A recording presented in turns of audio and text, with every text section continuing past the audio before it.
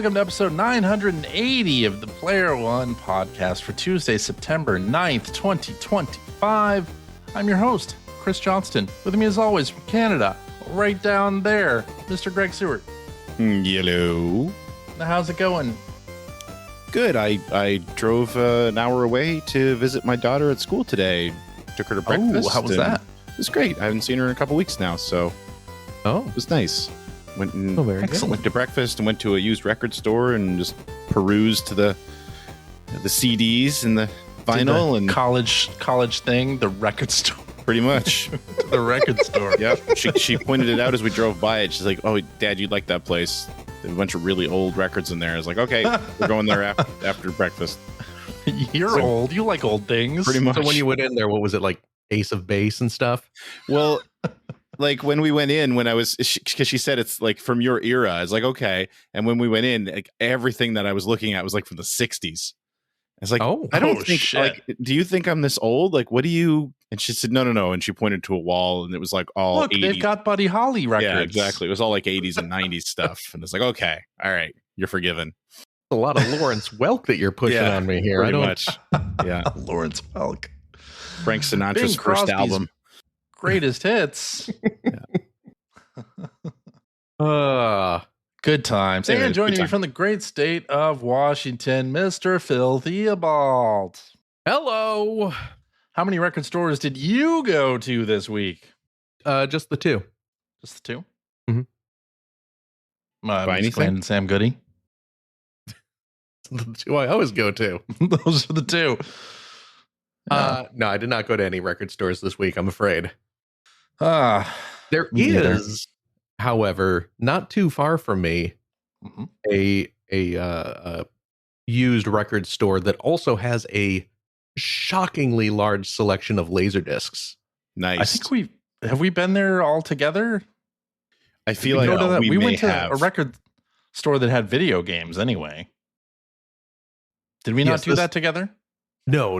This We're talking about a different one. This is a different place. This is Okay. laser discs and video games are usually different things. Not Usually. always. Not Usually. always. I don't know. On the Pioneer Laser Active, they're not. Well, that's why I said usually, That's why the caveat. because there is a few exceptions. Hmm. Well, there are a few exceptions. I was going to say. Is? Yeah. Wow. I can't believe you just did that, Phil. Well, I didn't. I corrected it. So I actually have hanging right above my desk here a laser disc, one of the original laser discs of Star Wars, the first Star Wars movie. Very nice. That I bought at this record shop to specifically to frame and hang up. Very nice. So yeah,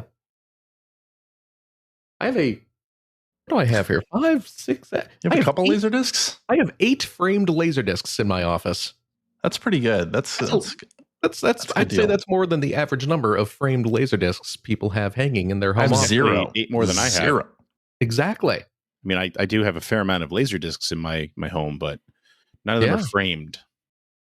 Oh, well, that's your first mistake. I don't feel like it is, but So, but the Player One podcast has an average of 2.66 laser discs framed Per hanging host? up in their homes. I dragged that average down. A lot. Well, it seems like both of you are doing your fair share Yeah. of that. Mm-hmm. I like to enjoy my physical media, not I have just stare at it on a wall. I have a poster of a Laserdisc video game that's framed. Does that count? Doesn't really count. No. Oh, okay. Also, Damn. for the record, Greg, all the laser discs that I have framed on my wall, I do own in superior formats. So I'm sorry, there's no superior format to Laserdisc. it might surprise you to learn that I own more than one copy of the original Star Wars. It doesn't. It's How many copies don't of own the more than original one- Star Wars do we all own? Like I mean, at a certain point, I bought it on almost every format. I think I only have the one now. I did. I had VHS. Yeah. I had a couple VHS. I had whatever, like the cleaner version on VHS. Yep. Right. And then bought it on Laserdisc. Right. Eventually DVD when that happened. Yep. At this point, because I got rid of my VHS.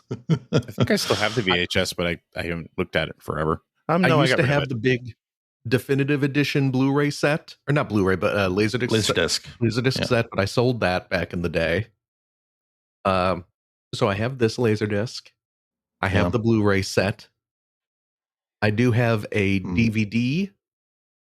You know what it is? It's the version on DVD that came with the bonus disc that had the original unaltered.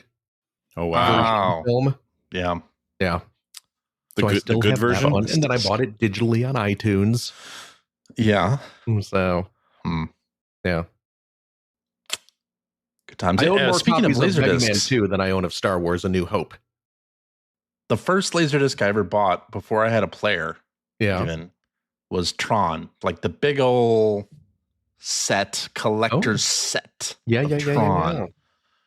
Which had a deleted scene. Like, oh, damn, I want to see this deleted scene, but I didn't have anything that played Laserdiscs at the time. Eventually, I got that Laserdisc player. Yeah, you did. And the deleted scene is okay. It's just like when Tron and is her name Yuri? I think they go back to her. They go back to her room, and she puts on there's like a holographic thing in her room that just makes it look like a really opulent. Is it like a holodeck? I don't know what we're talking about.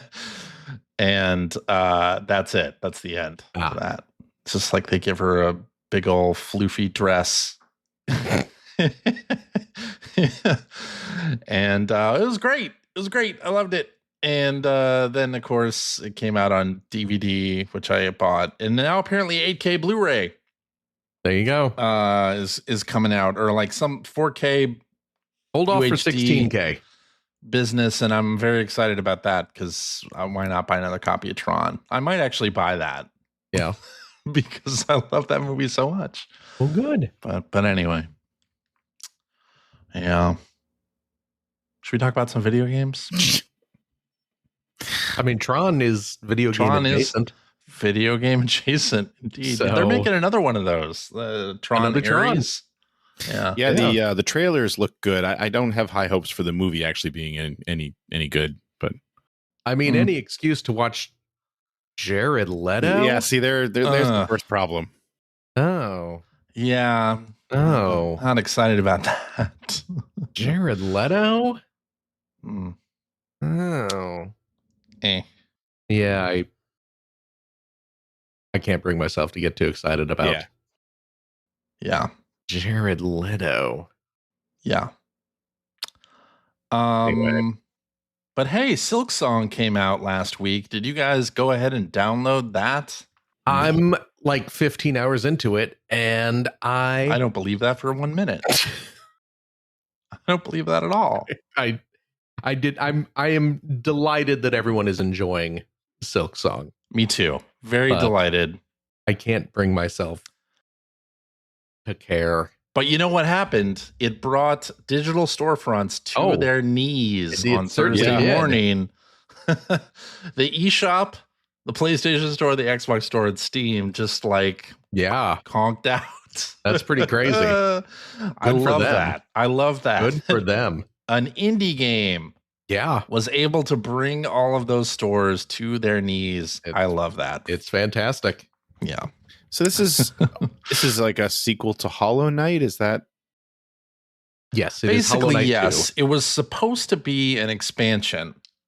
Okay. And they did a bunch of expansions to Hollow Knight that are just into the regular game, and this was supposed to be originally an expansion. Okay. And then it got so big they were like, well, we're going to make it its own game now, but if you backed it on Kickstarter, if you backed Hollow Knight on Kickstarter, you would get it because it was an expansion that was funded by promised. So yes, I mean, it's a sequel, but it was originally supposed to be DLC.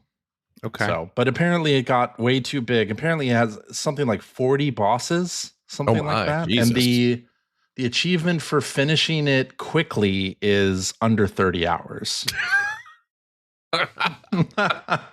Which I love that. That's a lot of hours. That's so good. That's a lot of hours for finishing a video game quickly. But hey, it looks great. Sounds great. I mean, I played maybe like 5 minutes of it, and I know this is not a game that is going to be for me. But you bought it anyway. Yeah, it seemed cool. No, it's on Game Pass. Oh, is it? Oh, is it really? It's on Game Pass. So I downloaded it on Xbox because it's free on Game Pass. Okay. And it was promised a long time ago as a Game Pass game. And I had forgotten it was even going to be on Game Pass. And then there it was. So okay. I downloaded it and tried it for 5 minutes. And yeah. Was that enough for you to go no? I mean, I have so many other games I want to play this fall. Like, I just don't see it as something that I would spend a whole lot of time in. The people who are into Silksong and into Hollow Knight, they're going to love this, I'm sure. Like, it's great, a great time for them, but I am not that person. So, yeah. All right. Aside from that, you know what's not breaking the internet is Forsaken 64, which released on Nintendo Switch Classics. Wasn't that the companion game to that calendar? Isn't that the... What do you mean? Don't you remember the Forsaken calendar? I don't remember the calendar. God. Everybody had that at some point. It was a freebie from E3, which was, remember, like, okay, the cover of Forsaken. Well, I guess is it Forsaken 2 or is it just Forsaken anyway? Just Forsaken. It's got the picture of that woman on it, right? Like the woman's face on it with the tattoo on her, with the logo on her face. There was a calendar released that was pretty much the rest of her. And it was given away as some kind of like tchotchke at E3 one year, and just everybody I knew had it. And that thing was just bouncing around like my boxes full of video game ephemera for years and years and years. So anyway, every time I think of Forsaken, I think of that calendar more than the game itself, because I didn't think the game itself was all that amazing. But anyway, the calendar. The girl was amazing. The calendar was very memorable. The girl was memorable. Absolutely. I have found a picture on the internet of the calendar opened up to May. And that's my birth month. Her naked torso, and you see a lot of underboob. There you go. And she's got the Forsaken logo tattooed near her navel. See? And where is this? Where is this? CJ's like for the calendar.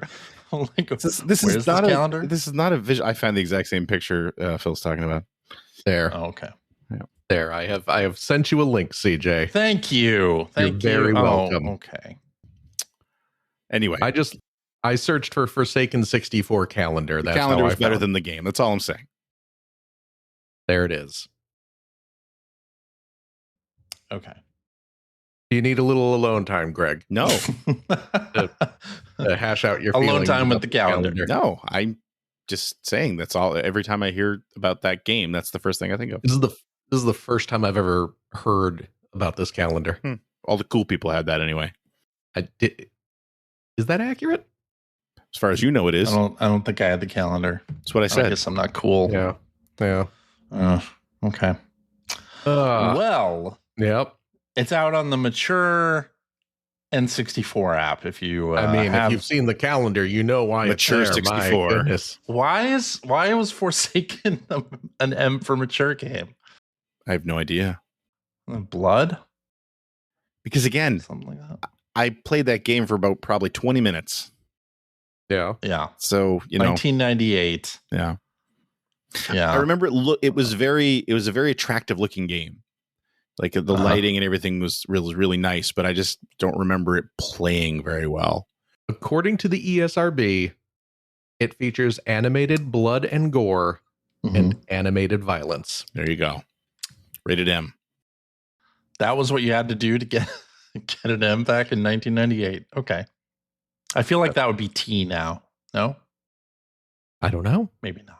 I don't work for the ESRB, man. With the fidelity of the N64, I don't know. This looks like it's going to give me a headache. Yeah, no, it's. I mean, did you ever play Descent? It's basically Descent. Yeah. Well, yes. Yeah. I'm Descent. Yeah. Oh, is it really? Yeah. It's just like a full 360-degree 3D shooter, like corridor shooter, but you can move. You have free movement, including vertically, and so it's yeah. Okay then. But it got a ton of attention back in 1998. Probably probably partially because of that calendar box art in the box art. Calendar. I mean, it was very noticeable. I'm just saying. Oh, you're saying that a tchotchke at E3 that only journalists picked up was the reason why it got a lot of press? Yes, that's exactly what I'm saying. The reason why it got a lot of press. Okay. On that page with the calendar image, if you scroll down, there's another month, and you can see some upper butt crack. See?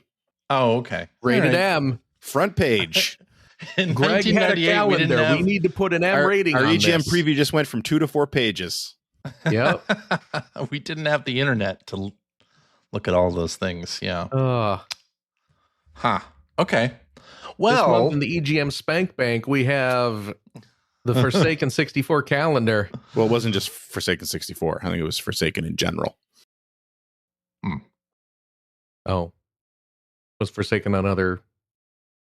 Was it like a PC port? PC version. Yeah, it was PC. Yeah. And I think PlayStation? Okay. I think there was a PlayStation Maybe? version. Yeah. You'd be amazed how little I've thought about Forsaken in the past 25 years. Yeah. Why would you? But that's just it. Because it wasn't a very good game. I would imagine.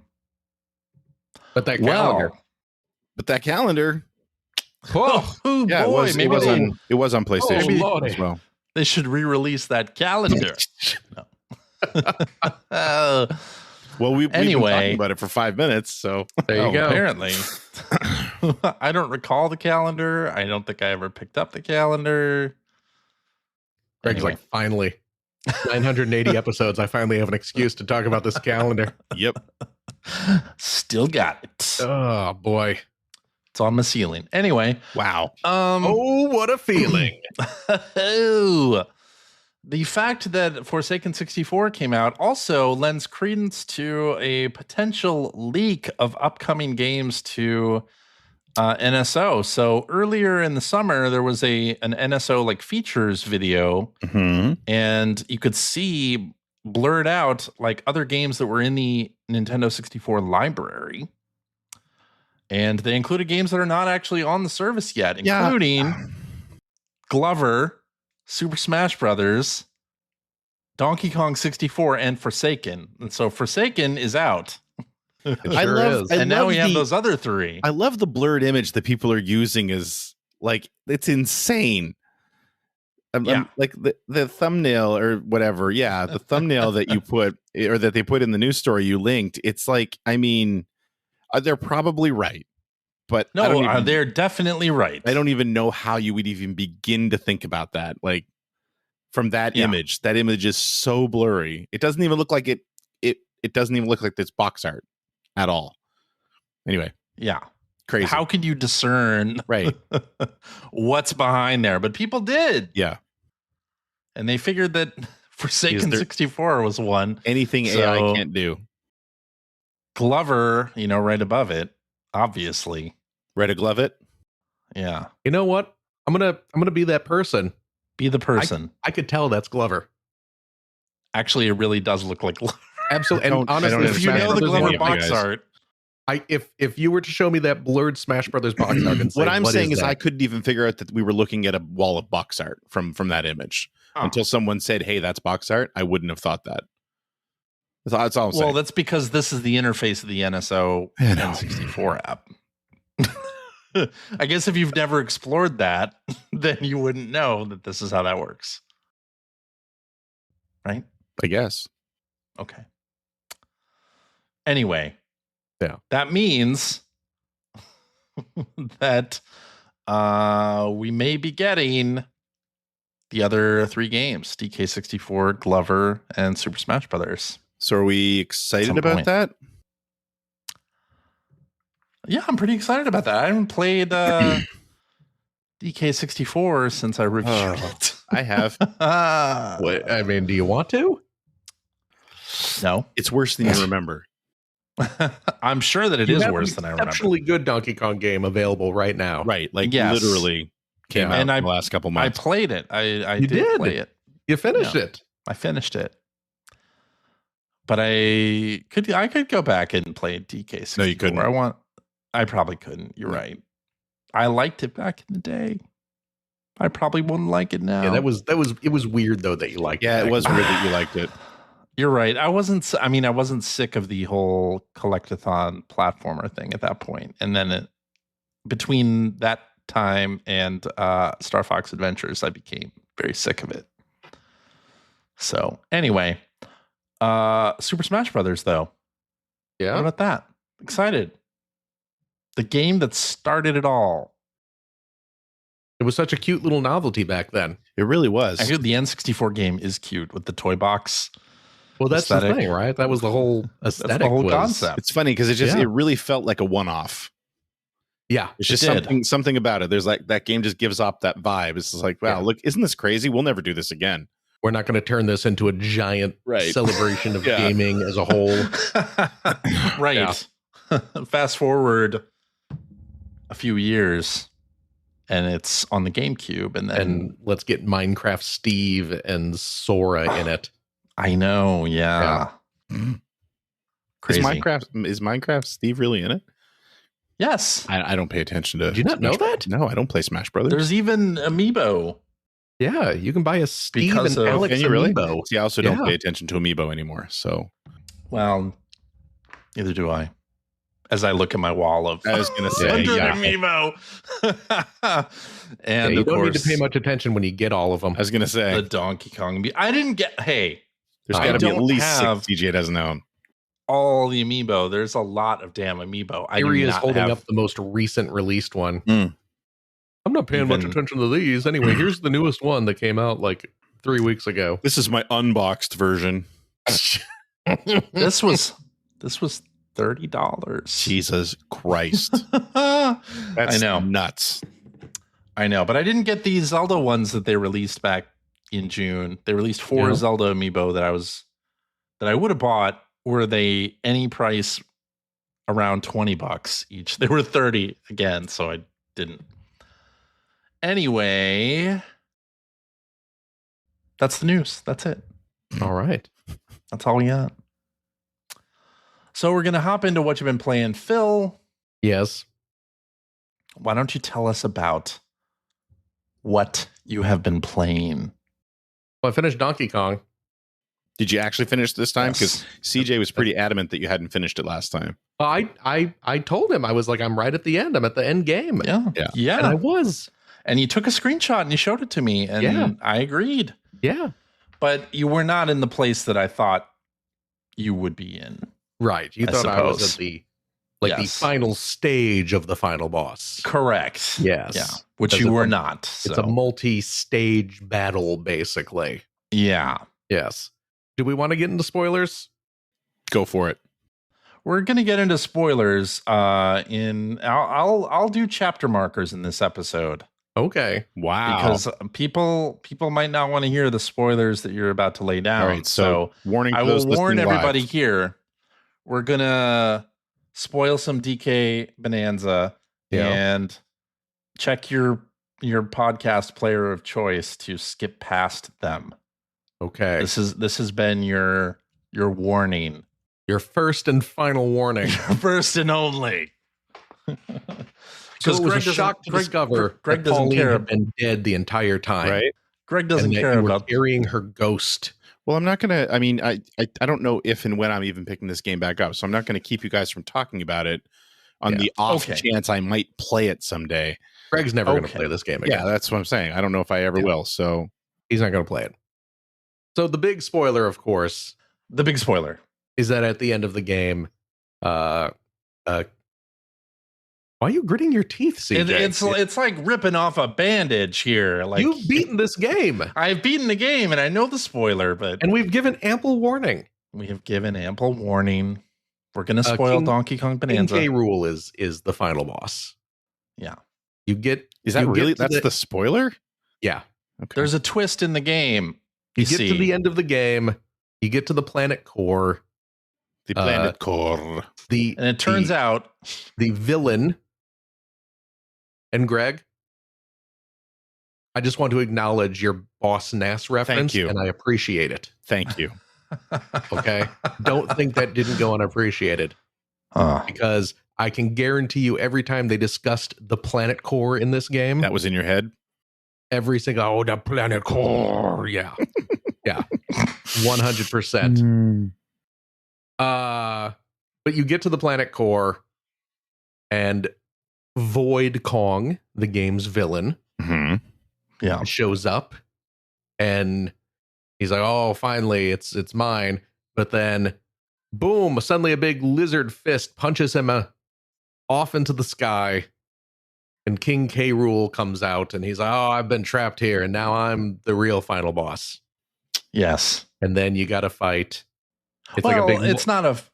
It's like several little stages. Really, like King K. Rool comes out, and then there's. Well, you have a fight. You have a fight. You have a fight with him. Yes, and then you have a fight. And there's then, more stages, and then he runs away. There's the bit where you travel to the surface, where you're fighting some enemies as you go back up to the surface. Yeah. And then you end up in, and here's the other big spoilery bit, you end up in New Donk City. Yes. From the Mario Odyssey game. And you have there's a big elaborate battle there. In which I must say, hundreds of thousands of people must have died during that battle. Am I right? Greg left, by the way. Greg's out. He's tapped out. He was shocked by this amazing twist that he was like, I can't believe it. I have to go. Why do you keep leaving, Greg? I didn't do that on purpose. But so many people... Stop browsing Facebook. I'm not. While we're doing the show. I'm not. It just so many people must have died during that fight because K. Rool, he's like flooding the streets with like molten lava or gold and stuff, and they didn't have time to evacuate that city. No, they didn't. So you know what, video game logic, you don't need to know what happened to those people that died. A lot of people definitely died. A lot of New Donk City citizens did not make it through that battle, but that's the big that's the big twist is King K. Rool and hey 90s kids, this one's for you. Yeah.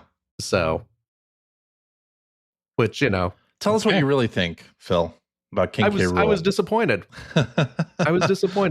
I never got into the Donkey Kong. I know the 90s kids love Donkey Kong Country. Yes. I am not a fan of the Donkey Kong Country games. I have never been a fan of K. Rool or his Kremlings. Me neither. Who also show up in the game once he is revealed. Yeah. And I liked the Void crew. I liked Void Kong. I liked Poppy. I liked Grumpy. I thought they were okay. I thought they were fun villains. I liked their designs. Yeah. And I was a little bummed out that they tossed Void aside because he was a fun, cackling evil villain. And instead we get this rare. And they had already improved the character design on DK himself. Yeah. And then you have K. Rool, who looks more like the old rare designs, and you're like, oops. That worked in the 90s, but it can't work in the 2020s. I like, because I never liked what Rare did to Donkey Kong's design. Oh, me neither. But I think he looks great in Bonanza. I think Nintendo did a very good job of keeping the Rare design sort of intact, but actually making it look nice. And then we get so stupid alligator man. I don't know. I mean, I get why they did it. It would have been fun if like Mario had shown up, like Mario was possessed by the Void crew or something. That would have been cool. I thought it was going to build up to some sort of nostalgia bomb for the original Donkey Kong to kind of like maybe explain it's too old though. Why Donkey Kong and Pauline, like why he's friends with her when she's a little kid, but then kidnaps her later when she's an adult.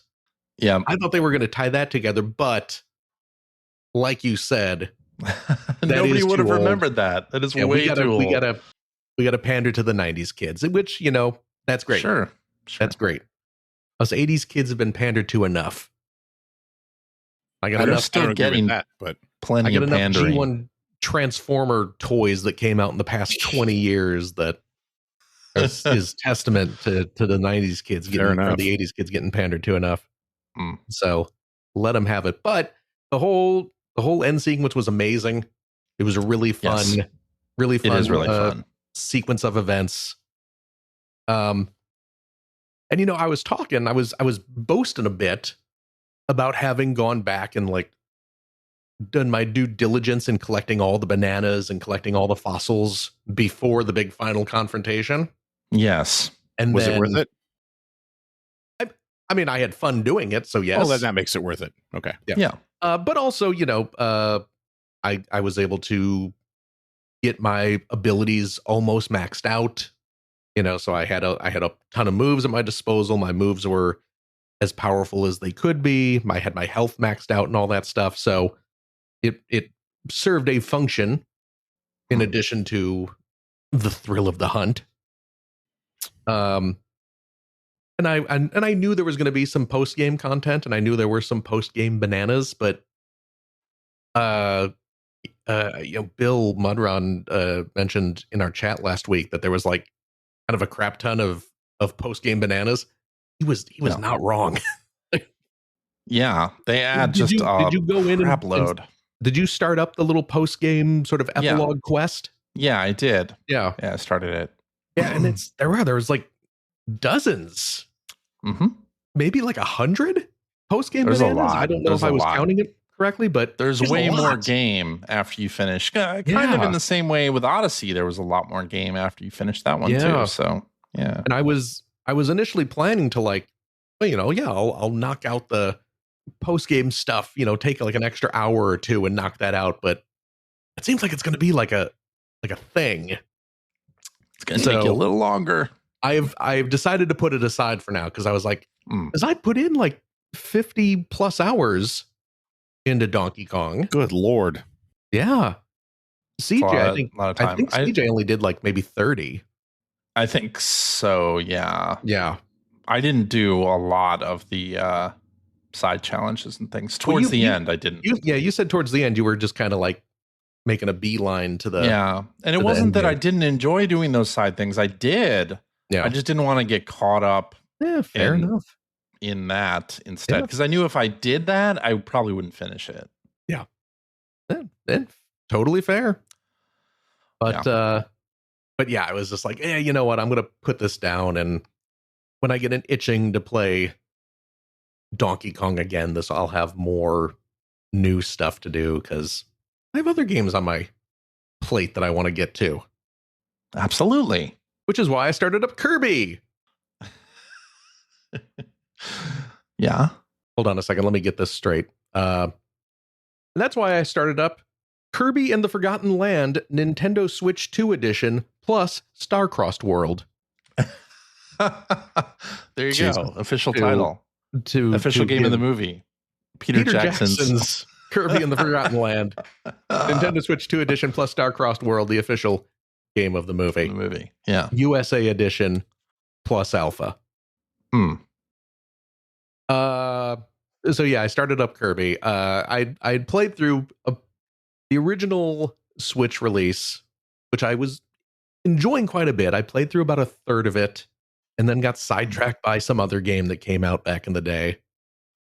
So Fantastic now I have just started over, really enjoying it again as I go through it. I'm only like, I just entered the third world in the game, and it's, you know, I talked about it a little bit last week. Yeah, it's Kirby. It's the game. It's the same game, but it runs a little nicer, looks a little prettier. It's a fantastic platformer. It really is great. I loaded it up. I want to get into the star-crossed world part of it. I wonder if there's like a clear enough delineation of what's new versus what's there is old. Because it's like a separate world that opens, I think. So yeah, it's like maybe new, like some of the stages that you've gone into before. Mm-hmm. They're like a little star-crossed. They have new stuff. World will pop up in one of the old stages, so you're kind of replaying the old stage, but there's like new areas you go to and things like that. Okay, so I should load that up. Yeah, it's once I get more things off my to playlist. Yeah, exactly. Yeah, so it's great, and I am enjoying Kirby quite a bit. Excellent. How about that theme song? Oh, theme song. The music in that game as a whole is outstanding. The intro song, so good. Oh, this is why you really restarted it. You wanted to hear the fun intro. It's not the reason. I know. There is playing it again, I am reminded whenever you go into the little village, you go into the village, which slowly builds up with new buildings and things as you progress through the game and rescue the little Waddle Dees. The music that plays in the village, there is one specific moment in the village theme when it just sounds exactly like the theme to Perfect Strangers. We've talked about this. I believe we've talked about this. One moment where every time it gets to that point, I just, in my head, standing tall. Yes. On the wings of my dream. I know exactly what you're talking about. Rise and fall. And it goes through it, and it's like 1-1 almost. Now and now that you're singing that, I can't remember the song that I'm thinking of, but my heat pump, when I turn it on and off, it does 3 little tones, and it's the beginning of some song that I love. And every time I turn the thing on, I hum the whole song to myself. My heat pump. It's so stupid, but it's just all I think of. Are you aware of what song it is? The 3 I am, tones? but because Phil's been singing the other one, it's completely escaped my brain. Oh no! But please, it's Family Ties. Yeah, that's gonna help, CJ. Oh, you need to record a video of your heat pump turning on. Yes, please do. More close to what you were just talking about. There is a Genesis game that it's a shooter. I think it's Arrow Flash, where the intro, the opening bars of the intro song are absolutely Set Me Free by the Supremes. Oh, really? Yeah, it's da-na-na, da-na, da-na, it's exactly how it starts. Wow. Greg turns on his heat pump. Here we are, face to face, a couple of silver spoons, open to find, but 2 of a kind. Yeah, good much stuff. of that crap burrowed into my brain. Mm-hmm. So the last thing I bought this week, the last thing I played this week, is indeed something I bought this week. It came out on the same day as Silksong, and I had no idea that this was being released until the day it was released. And this is the real reason why the digital storefronts broke down. Mm-hmm. Absolutely. Because Phil didn't buy Silksong. So there the is storefronts are very confused. The hot new Arcade Archives release, or indeed Arcade Archives 2. It's available on both. And you'd better believe I bought the Arcade Archives 2 version. A little Namco arcade game called Mock Breakers, Numan Athletics 2? The oft-forgotten about sequel to the oft-forgotten about Namco track and field game, Numan Athletics. The oft-forgotten about sequel to the game no one knows about. Exactly. True. So we've talked about Numan Athletics plenty on this show over the years. A lot. One of the favorites of the old school EGM crew back when we were still in Lombard, Illinois. Yeah. Mainly because they had a machine at the mall in Lombard. What was that mall called? Yorktown. Oh, was that the Yorktown Mall? Okay, that was yes. the Yorktown Mall. That was the Yorktown Mall. And it is a track and field style game. The whole tappa button mashing, timing is the key, speed and timing. Yep. And Numan Athletics, the original, did not get many home ports. I believe before Arcade Archives, the only home port was on the Japanese Wii Virtual Console. Correct. Back in the day, but now it's on Arcade Archives. Mock Breakers, the sequel, as far as I know, never left Japan.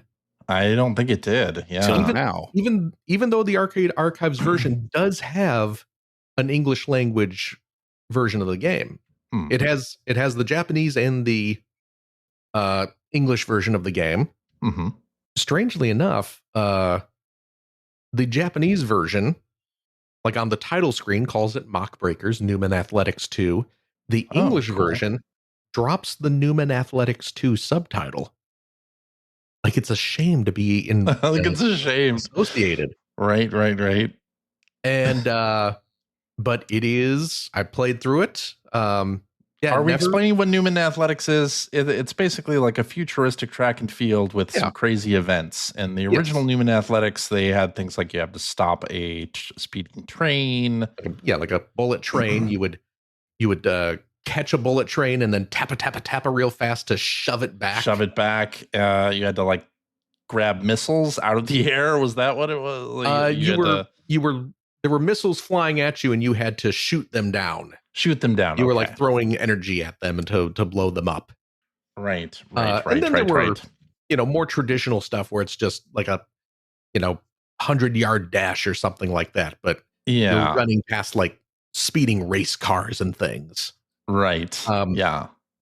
This sequel continues in much the same tradition. It has all new events. It has more events than the previous game had. And we're seeing on the screen right now a kaiju race. Yes. Well, you are pulling the kaiju. Oh, you're pulling the kaiju. That's right. You have kaiju pull. You have two ropes that are tied to a giant Godzilla style kaiju, and you are pulling them, and you got to do the proper timing to yank it forward.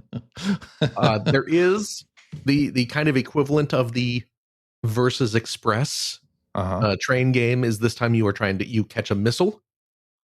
So there's a missile speeding to you, and you have to hit a button to catch it, and you hold the button down to kind of set the angle that you're going to throw it away at, and then you tappa to build up strength, and then you throw the missile away, and then it ranks how far away you throw it before it explodes and stuff like that. So a lot of over the top sort of anime style events, and it is a ton of fun as the original Numan Athletics is.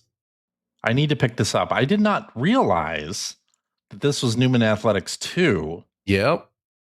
Because I knew they had made one of those, and I watched the little gameplay trailer they put out, and it does not mention Numan Athletics. So I was like, oh, I guess this isn't it, but it certainly looks like Numan Athletics. Yeah. It's a whole new cast of characters. There were 4 Numan athletes in the first game, so all the Numans are new characters this time around. Okay. Do you want a spoiler? Do you want a spoiler? Give me a spoiler. Spoil something for you. Do it. At the end of the game, when you go through the whole arcade match, there's an exhibition match, like a little exhibition race against the gal from the first game. Cool. Okay. So you get a cameo from one of the classic Numan athletes. That's excellent. Yeah. But it's I'm delighted because never got a home port, and as far as I know, it has never left Japan before. So cool. I'm down with that. Hamster doing amazing work as they always do. Yeah. They seem to be on like a Namco kick, right? Because didn't they, or are they about to release Aquajet as well? Like, which is another they're on a Namco kick game. Oh yeah. Yeah. Which is fine by me. I am down with that. We got New Zealand Story and Numan Athletics 2. I think I don't know what other arcade games I would want, really. Wait, New Zealand Story's been out for a while, right? It's been out for a long time. Okay, yeah. You aren't saying that's like a new release. And no. The New Zealand Story. The New Zealand Story. Also not a Namco game. Yeah, not also a Namco game. Which I know you know, CJ. I know that. I know you know that. But we were just talking about how they're on a big Namco kick. That's true. So CJ started talking about Taito games. But then CJ just can't stop talking about Taito. I guess not. Which I don't blame you. Taito does some great stuff. Anyway, so that's what I've been playing. All right. So, CJ. Yes. Why don't you tell us what you have been playing? I will tell you. You're such a tough guy. I will tell you, Phil. I'll tell you right now. Please. Yakuza 0 Director's Cut. Oh, well, there you go. I finished it. Oh, my goodness gracious. I got to chapter 17, which is the finale. Okay. And it's called the finale chapter. So, and I stopped playing. The chapters have been mostly pretty short in Yakuza 0. And so I was like, well, maybe I'll like set this aside for a little bit. Like, I don't want to go through it too quick. It turns out the last chapter is actually kind of long. Oh, really? Yeah. Well, it ties everything back together. Where you're playing the Kiryu side and you're playing the Majima side, and everything kind of comes together. They don't meet until after the end of the game, which I thought was interesting. I thought for sure they're going to meet, right? Yeah. Nope. But it was a cool ending. There were a lot of unexpected twists. Yeah. In the story, a lot of and the director's cut. I'll spoil this. The director's cut apparently, and I looked this up. It basically they like bring back, so they kill off two characters during the story of Yakuza 0. Mm-hmm. And director's cut is basically they insert two scenes towards the end of the game where they bring back people you thought were dead. For no reason. It's like they do this and there's a cutscene. Yeah, so it's like a 15-minute long cutscene because of course Yakuza. Yeah. But there's no repercussions. There's no it doesn't affect the gameplay at all. It's like the person you thought was dead was really alive. Whoa. The person you thought you'd never see again, they're reminding you to do something that you don't really need to be reminded to do. Yeah. But okay. So it's like they took some things around the cutting room floor for a freaking reason. Like you don't need them. Don't need those things. But it ties into the 25 minutes of new content, which whatever. But Yakuza 0 Director's Cut in general, very, very good. And God, some of the bosses you fight, they never die. How many times do I have to? There's even a joke at the end of the game. Like, how many times did you fight Kuze? Yeah, a lot. The answer is too many times.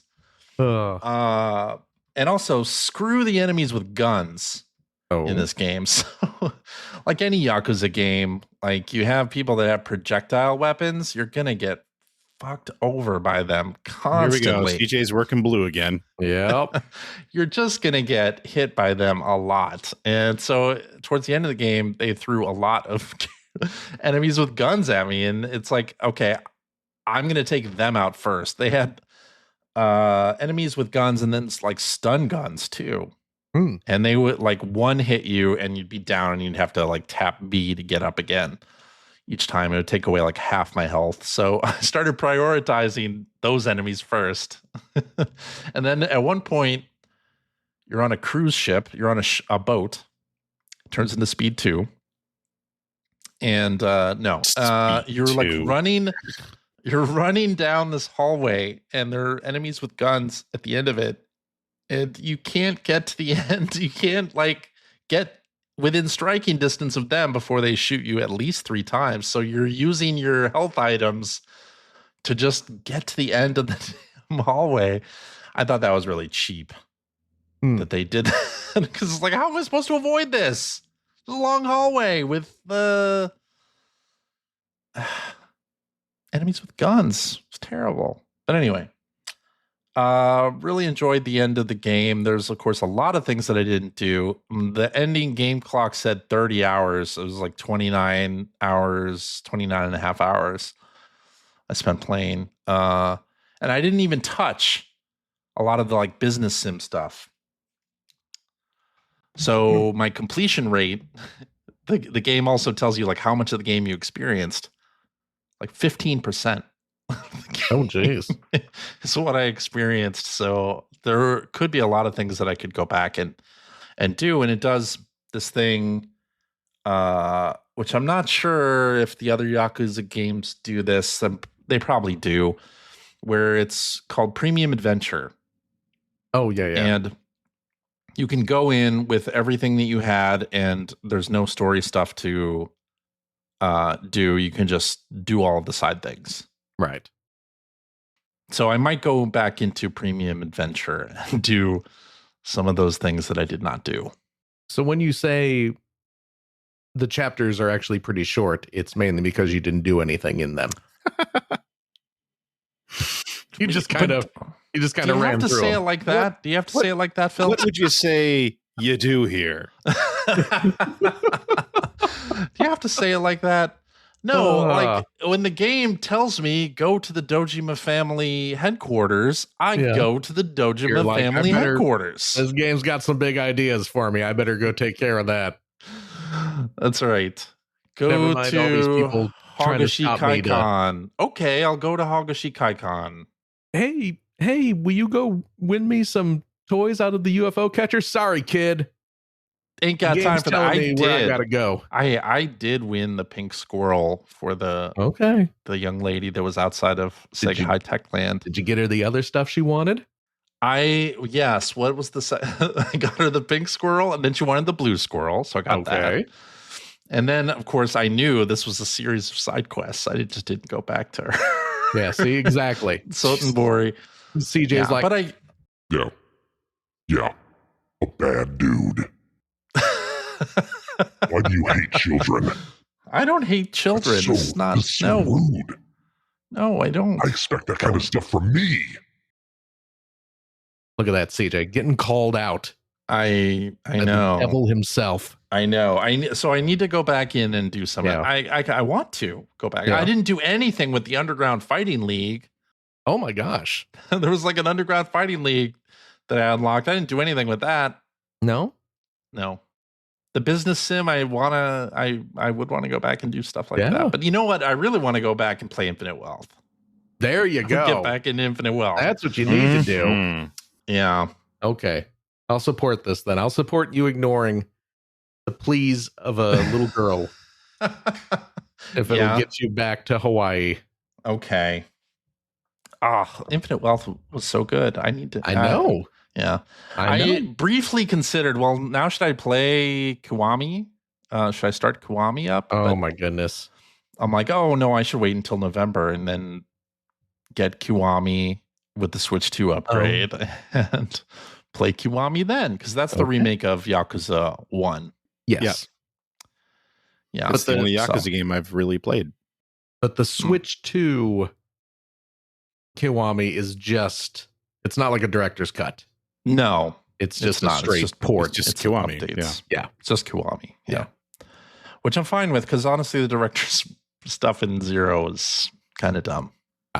Which I realized. So then I when I loaded up the game today, I was watching the intro movie. Mm-hmm. They show the bits from the director's cut in the intro movie.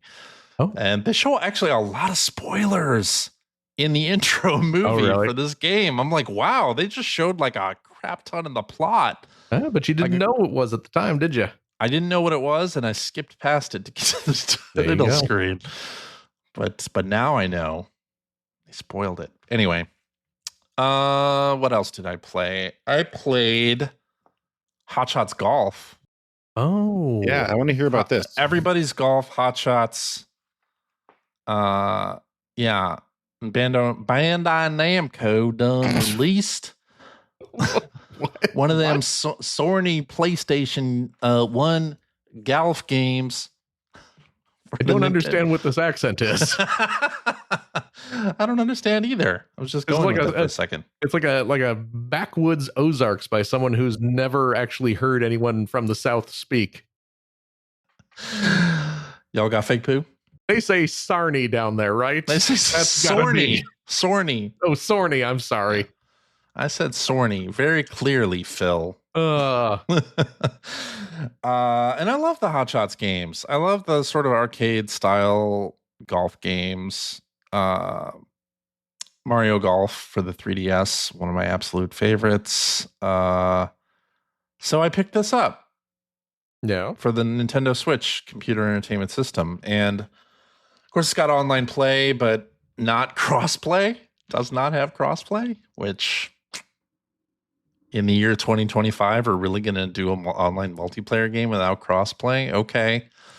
And it has tournaments that have not started yet, but you cannot do a custom tournament. So you'll recall with Mario Golf on the 3DS, we used to do listener tournaments on this very podcast and invite people to play together. It doesn't seem like we can do that on this version, but it's also it's got all of the cute cartoony characters that you know and love from the Everybody's Golf series.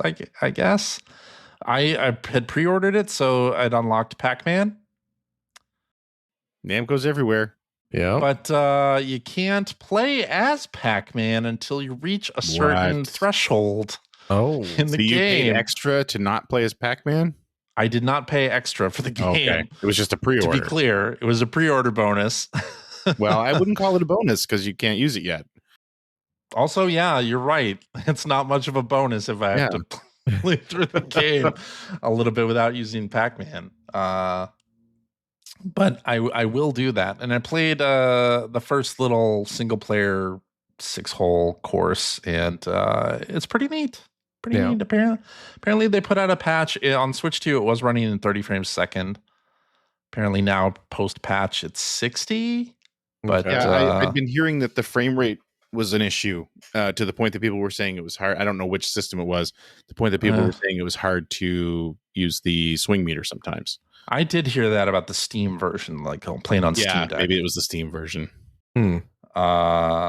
So, but I'm happy we have this back. I only played 6 holes so far, so I'll get back to it and see if I can't finally unlock Pac-Man. Like, get to that point where I can use Pac-Man as my golfer.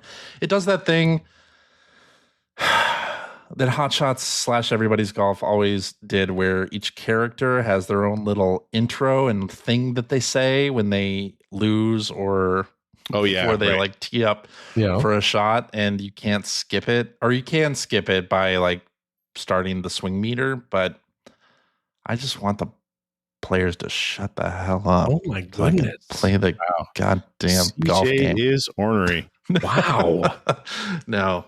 And there was an option in there, like turn off T animations or something. I was like, ooh, this is going to like turn off their little intro thing. No, it didn't. What did it turn off? Just the T animations? Yeah, I guess. I mean, it seems that's what it said. I played as one of the characters, and he literally like he places the ball and like stands in front of where you're going to shoot. It's just like, why would you do that? You're blocking my view, dude. Get out of the way.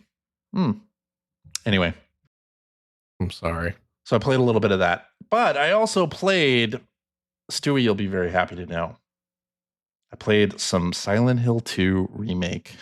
Oh my goodness. This week. I am happy that you played it, but I don't know why you think I will be particularly happy about it. But it's a good game.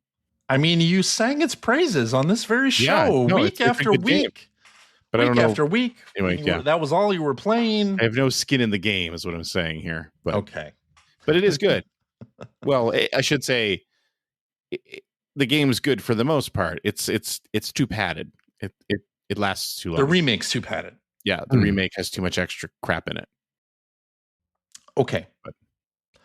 So yeah, I had been telling a friend that I was excited about Silent Hill F coming out very soon, and actually I watched Digital Foundry's video on Silent Hill F recently, and that game really looks great. Like I'm kind of excited about Silent Hill F, and she was like, "Did you play Silent Hill 2?"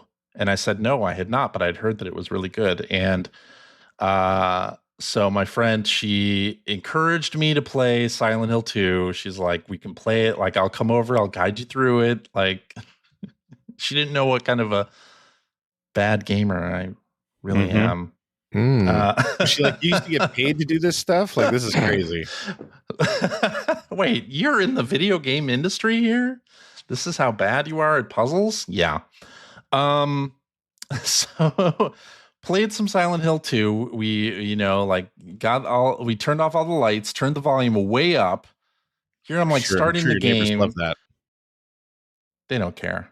Okay. My TV doesn't actually share a wall with any other apartment, so I don't have to worry about that. And I do the thing that I normally do, like I turn the gamma way up, the brightness on any. It doesn't even have to be like a horror game or anything. I'll turn the volume. I'll turn the brightness up. And she took the controller away from me and was like, "No, this is a horror game. You need to play it where the dark parts are dark." And I was like, "Oh, okay, fine." And we turned up the volume and started playing it. Got to the Woodside Apartments. Mm-hmm. And I'm really enjoying it so far. Like I had never played it back in the day. I never played Silent Hill 2. I played the original Silent Hill. I may have reviewed the original Silent Hill. Maybe. I don't remember if I did. But I never played 2. I'm pretty sure. Don't look it up because of the show that I reviewed it or something. I am looking it up. Okay. Please. I'm hoping that I didn't review it back in the day. But I had gone on like a press junket because at the time Konami was peddling Metal Gear Solid 3 and Silent Hill 2 at the same time. Like those were around the same time. So I saw a whole lot of Silent Hill 2. I just never played it. But I'm really enjoying it so far. I'm probably going to turn the combat down to easy. Absolutely. So that I don't get too discouraged. Enjoy the experience? Yeah. But right now, wandering around the Woodside Apartments and enjoying the atmosphere a whole lot. The music's great. The sound is great. The radio stuff that, the radio gets staticky and loud whenever there's an enemy nearby. That shit's freaking me out. Oh my goodness. You're very it's working on me. What? I said, "Damn, son." It's working on me. You did not review Silent Hill, by the way. Oh. I didn't review the first one? No. Or the second one. Oh, good. I thought I had. But I played Silent Hill, certainly. Yeah, that doesn't mean you reviewed it. I didn't review it, though. I'm happy that I didn't review it. But that was like 25 years ago, right? Yeah. Like it's hard to remember. It's getting near to 30 years ago, my friend. Yeah. But enjoying the remake so far. I'm in Silent Hill, wandering around the Woodside Apartments. So the map is really cool. Like the map system, like being able to like take notes on the map when you check something and the door's locked or whatever, and like see where you have to go. Like I'm really appreciating that a whole lot. The way that whole thing works. The atmosphere is great. I'm probably going to turn up the gamma a little bit because I'm you're blind and you scaredy cat. Oh, okay. I'm also blind. That is true. That's the reason I turn it up a little bit. It's not that I'm trying to avoid jump scares because I feel like it doesn't really help you all that much. It's because I just can't see. Yeah. This is true. Still going to be a jump scare. Yeah, exactly. Just because you can see more of it doesn't mean you're not going to get startled. That's true. Brightness doesn't suddenly make visible a big sign that says jump scares are coming. Right. Yeah. Right. I probably had it too high originally, but yeah, I'll adjust it. But I'm very glad that I gave this game a shot so far, and I'll play more of it in the run up to Silent Hill F because You should. It's a classic. It's moody and it's good. Yeah. Did you fight Triangle Man yet? No, Pyramid Head. No, I have seen Pyramid Head. One of those, and you will continue to see him. I'm sure that I will continue to see Pyramid Head a lot. Yes, and I'm looking forward to that. And they do some cool things with the control. What platform did you play it on, Greg? PlayStation 5. PlayStation? Okay. So yeah, the controller speaker, they do some fun things with that. Yep. So yeah. Although, I didn't get to enjoy that all that much because the house I'm in, my rooms aren't that far away, so I usually play with my earphones on anyway. So like the controller speaker stuff doesn't really happen. Oh, did you turn it down? No, I have the earphones plugged into the controller. Oh, you have the earphones. Okay. Yeah. So it just mixes everything together. Yeah, exactly. I see. Okay. All right. Well, I'll play more of that, and looking forward to Silent Hill F a whole lot. That's all I've been playing. All right. Greg. Hi. What you got for us? I've just been playing a ton of Shinobi Art of Vengeance. And I am playing this game in a way that I don't normally play any games, in that I've been actively returning to previous stages so that I can 100% them, which is not a thing I do. But yeah, because as I mentioned before, I keep calling it's sort of Metroid-like, in that you get a map screen on every level, and you'll almost always see paths that you just can't get to, right? But you can see why. It's like it might be blocked by a certain kind of barrier that clearly you'll be able to break at some point, or some of the walls have a coating on them that clearly you should be able to climb at some point. He can cling to walls to do wall jumps, but he can climb up a couple of steps, but then after that he'll just start sliding down again. But there are claws you can get that work on certain surfaces, so just little things like that. So as I've unlocked new abilities, I've gone back to previous stages, because every stage, along with just getting through the stage and beating a boss, usually they have 5 different tokens you can find, 2 hidden chests. There's 3 really difficult battles, arena battles, to finish in each one. You have to find them and do. And if you do all 3, you'll usually unlock a special ability or something. And the last thing that I found that you can find in each level are called Onko Rifts. And what those you literally, you basically meet the Grim Reaper. And when you find him in each stage, there's just a rift there, and it takes you to challenge stages. And I've done 3 of those so far. There are 10 total, and I think you'll unlock a more powerful katana if you do them all.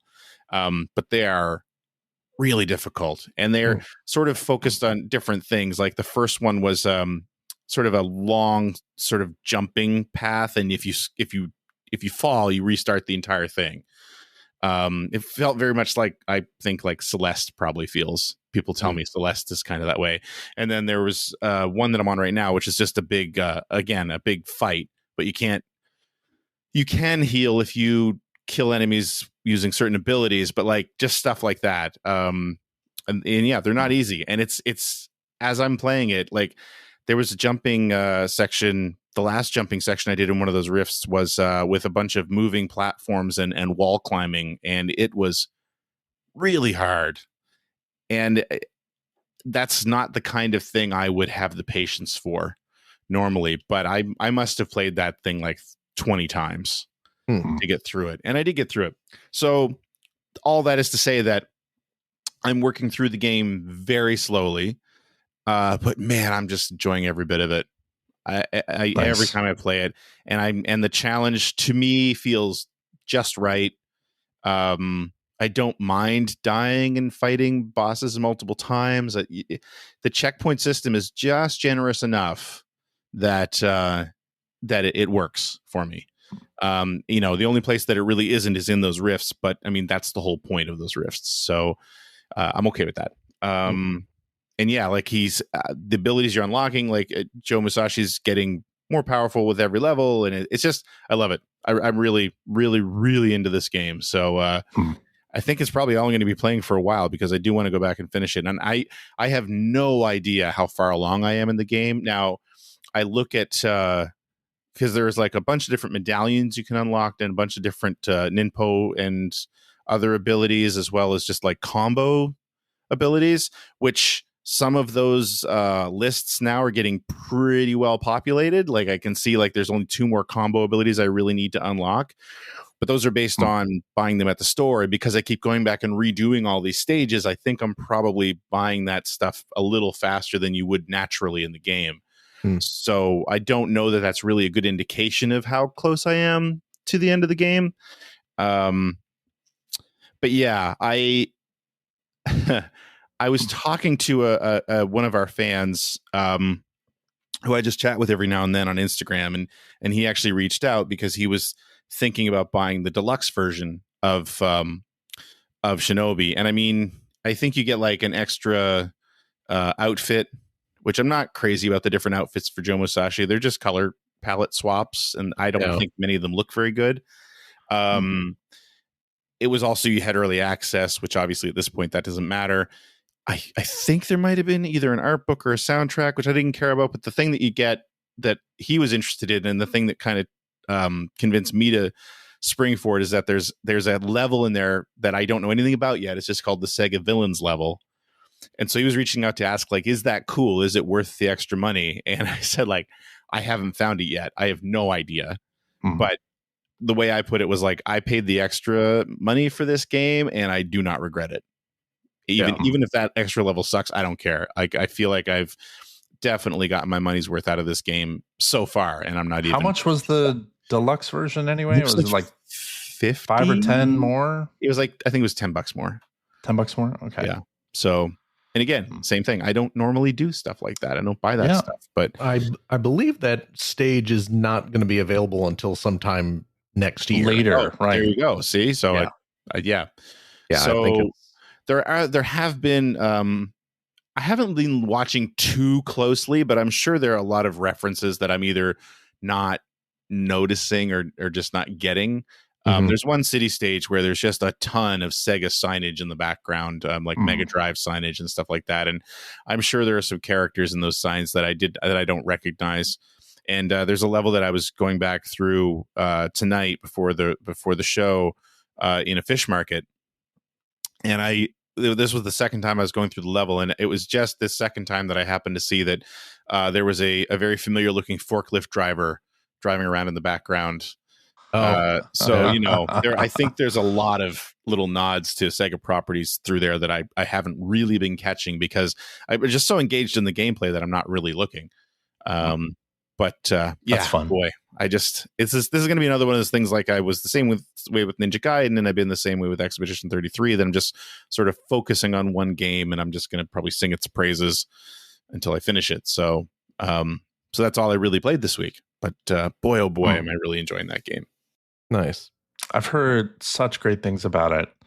Yeah, it does feel like it's getting sort of lost in the shuffle. It does, and that's a shame. But I mean, I get it. It's not new and shiny. I mean, you know, right.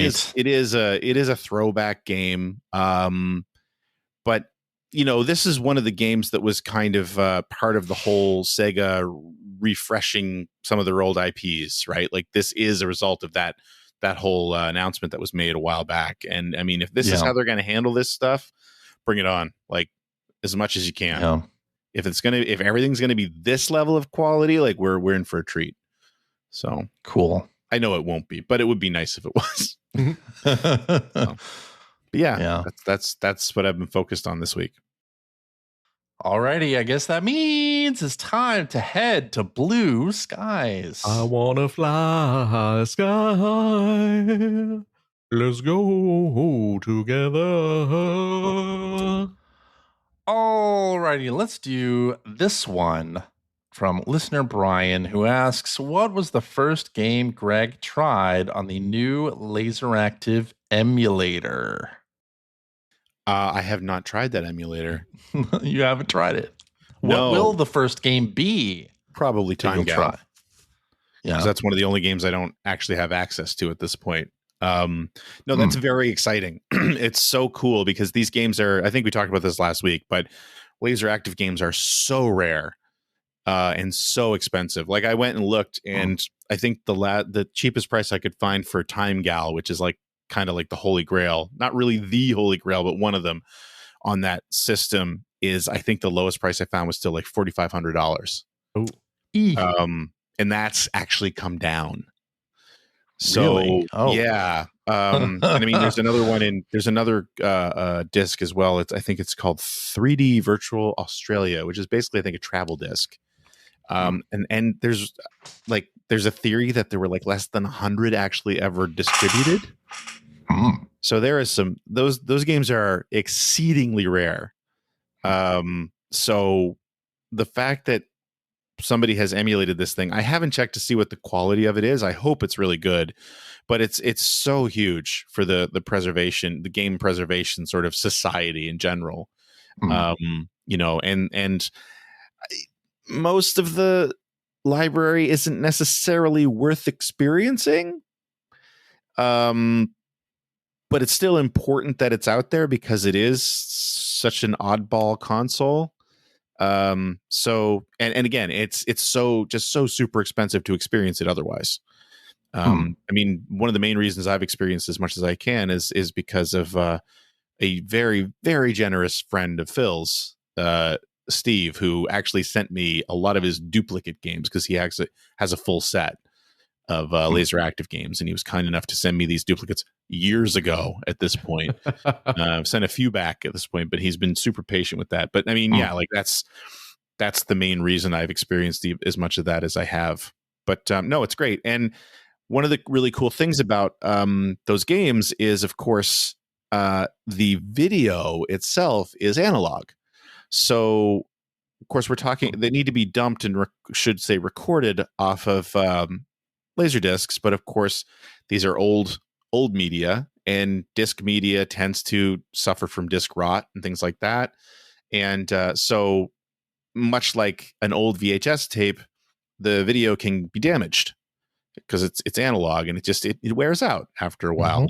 But the nice thing about the fact that it's analog is that my understanding is you can actually capture multiple copies of the same game and combine those feeds to sort of repair the footage, which is a nice feature as well. Interesting. But yeah, anyway, super exciting. I haven't had a reason to try it yet, but I should try to jump on and check it out, because I don't even have any idea what the state of the whole library is as far as how many games have been dumped, if they're all out there. I have no idea.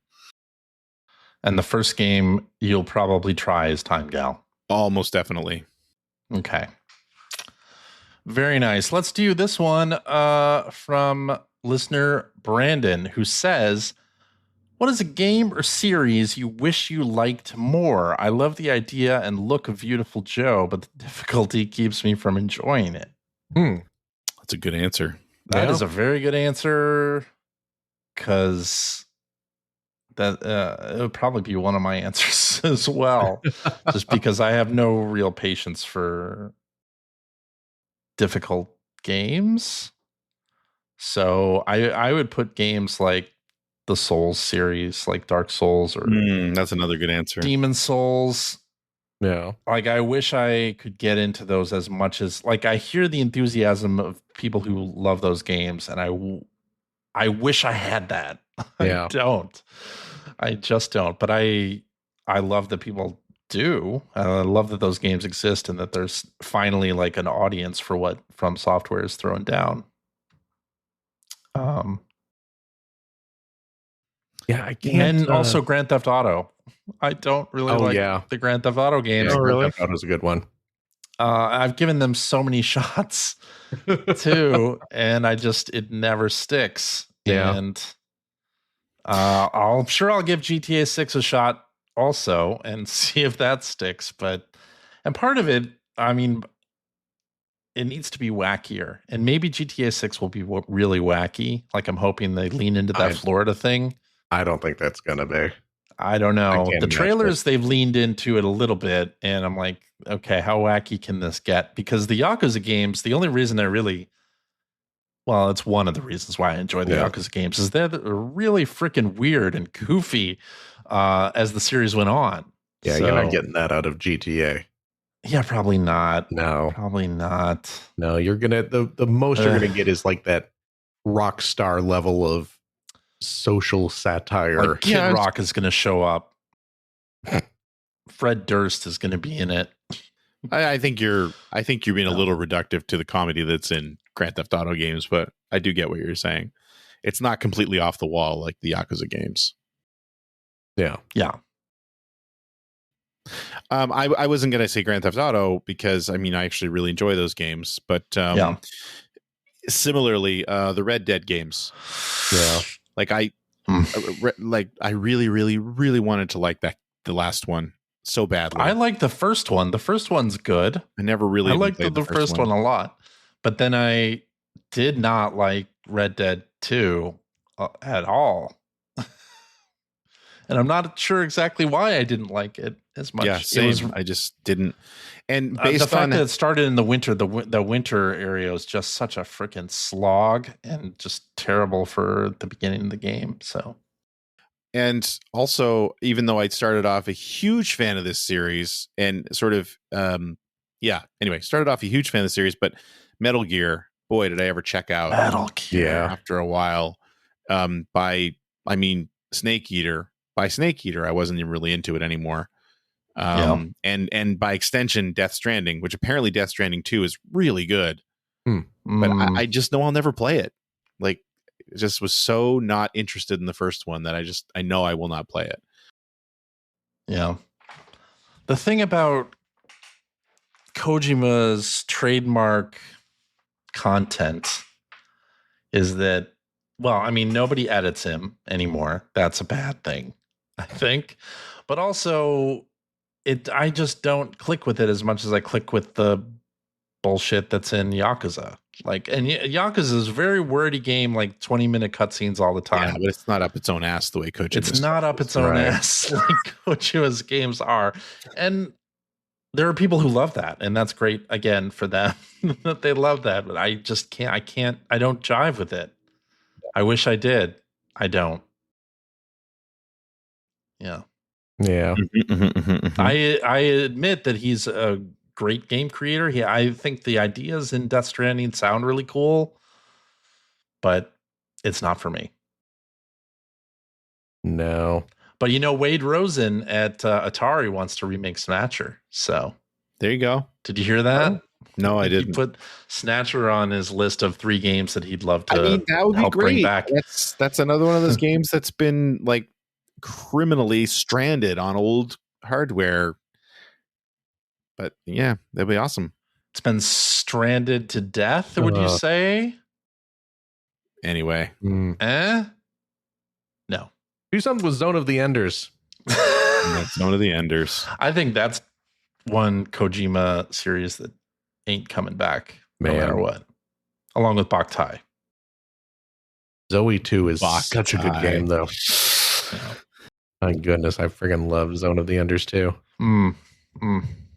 All right, let's do this one from hacker alias Mudron, who says, with this week being the 40th anniversary of the release of Super Mario Brothers, and next year being the 30th anniversary of Mario 64, how would you like to see Nintendo celebrate these anniversaries? And what do you think Nintendo will actually do? Like, what would we like to see them do, and what will they actually do? What we need to see is all those 3D Marios being released on Switch 2, being re-released on Switch 2. Let's see a big compilation. Well, they already did the All-Stars collection, except it wasn't that limited release? It was limited release. Well, that's what I'm saying. Do Mario Galaxy 2 on that. Drop that crap. Drop the 0 and get with the hero. Let's get like 64, Sunshine, yeah, Galaxy 1 and 2. Like let's get them out there. Not limited release. Just get them out there on the system so we can play that, because a lot of that stuff it's been too long since it's been on the market. I see. I'm going to say, happen, but that's what they should do. Get Digital Eclipse. That'll never happen. I know. Doesn't even matter what you were going to say next. That's not going to happen. To do a documentary style collection of the 2D Mario games, or up to 64. Like, yeah, I would love to see that kind of thing. I would love to see that kind of thing from Nintendo, like to look back at their older content. You know, they have materials like, here's the layout of World 1-1 from Super Mario Brothers in Miyamoto's sketchbook, like some kind of thing like that.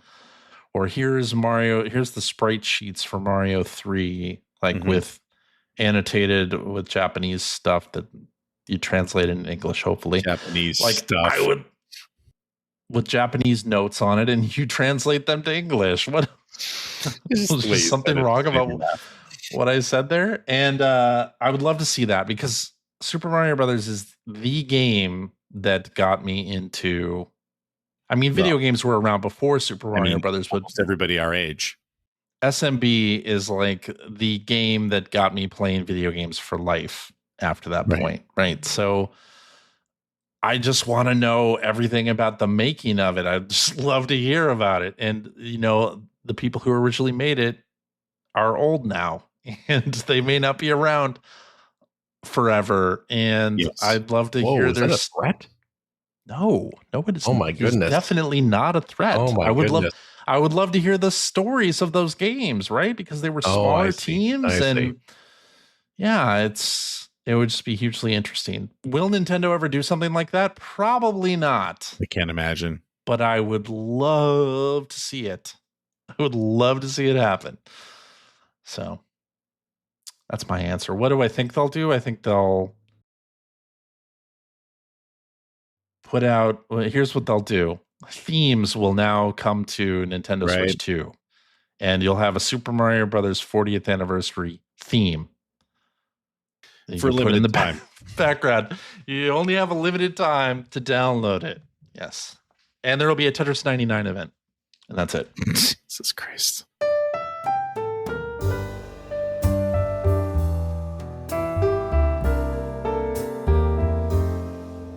Alrighty, and that is our show for this week. Thank you very much for joining us and listening to this crap. Jeez. If you have a comment or a question about anything you may have heard, you can direct that to @P1 Podcast on your Blue Skies, or you can go to our internet website at player1podcast.com. There you'll find our contact information. You'll find blog entries about Sega CD stuff from Mr. Greg Stewart. You'll find Generation 16 episodes there. You'll find show notes and links to all the things that we talked about during this here episode, alongside a link to our Discord server where you can discuss this episode with us and our other listeners. If you would like to subscribe to the Player One Podcast, you can do so by visiting player1podcast.com or by loading up your favorite podcast listening app. We're also on Spotify. You can like us on Facebook. You can watch video archives of our show on the youtubes.com/P1 Podcast, or you can watch us live most weeks on the YouTubes, the Facebooks, the Twitch.televisions. Just follow our Blue Sky account to find out when we are doing our next live show. Typically, it is Sunday evenings at 5:30 Pacific time. So join us, won't you? I'll tell you what, if you like what you've heard, and how could you, head over to patreon.com/P1 Podcast. Throw a few shekels our way.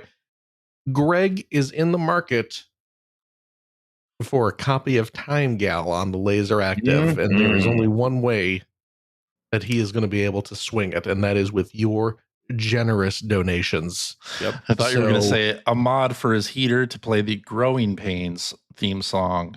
Oh, it was the air pump, not the heater. Oh, it's the air pump.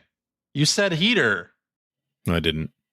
I remember hearing heat pump. It was a heat pump. Yes, sorry. Not heater. It's heat pump. What's the difference? It also One does pumps AC. the heat. One just heats, one pumps the heat. Oh, okay. What more do you need to know? All right. Do you remember what song it was, Greg, now that I haven't been singing? No, you don't. But I'm sure I will when I go upstairs tonight and turn it on before I go to bed. Please record it so that we can hear it. Is it Pump Up the Jam? No. Just for us. It would be great if it was Pump Up the Jam. You know what it is? Now I remember. Oh? This is so stupid because no one even remembers this song. It's Constant Craving by Katie Lang.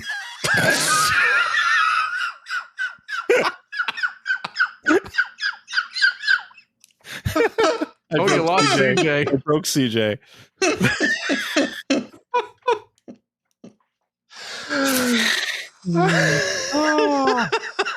Just the tone is da-na-na, and that's how that song starts.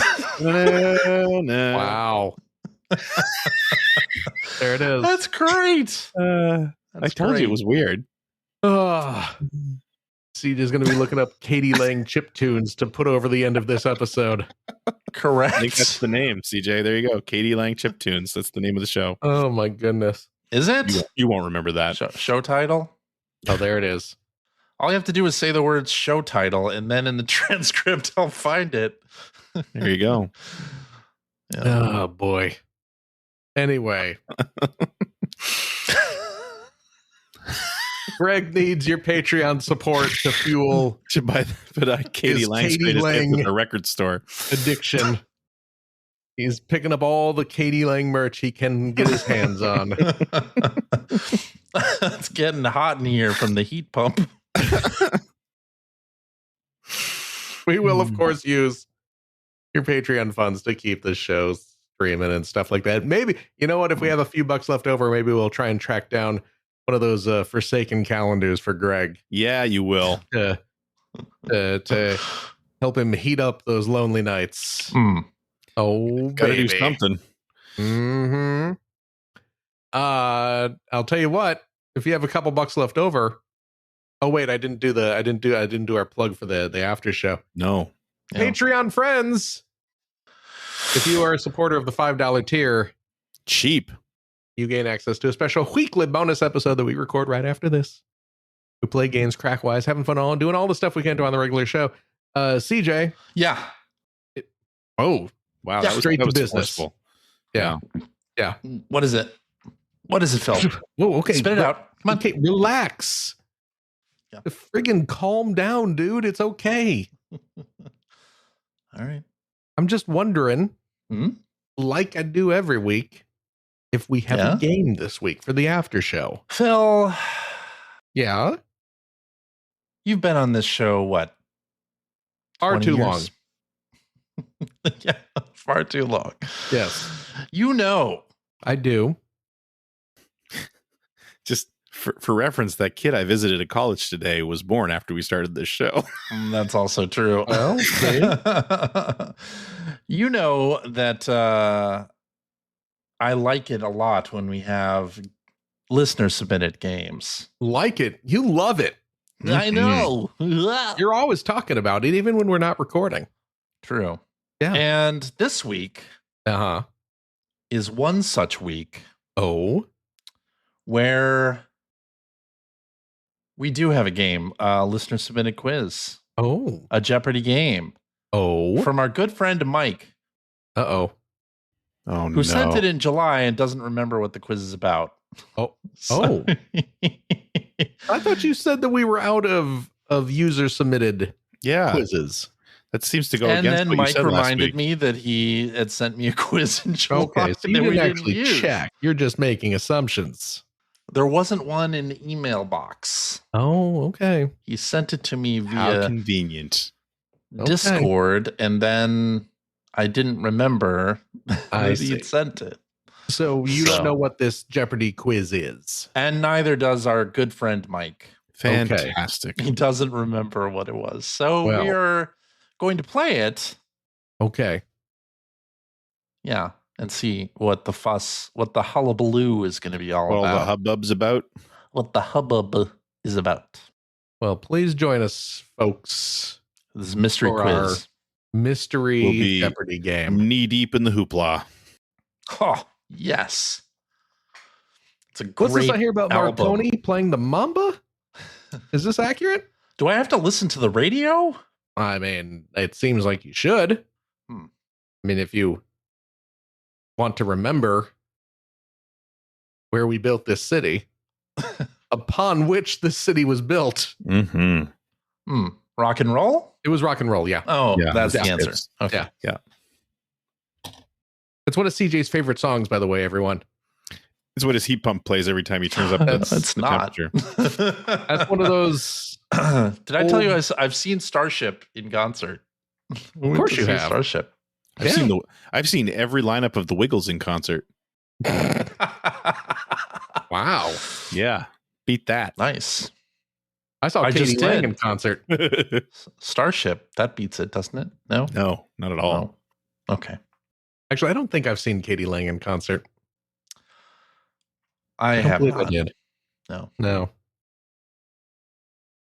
But I'll tell you what, if you have a couple bucks left over, why don't you go to patreon.com/Greg Seward to help support Greg's outstanding, and it is outstanding, web series about North America's favorite runner-up, the Sega Genesis.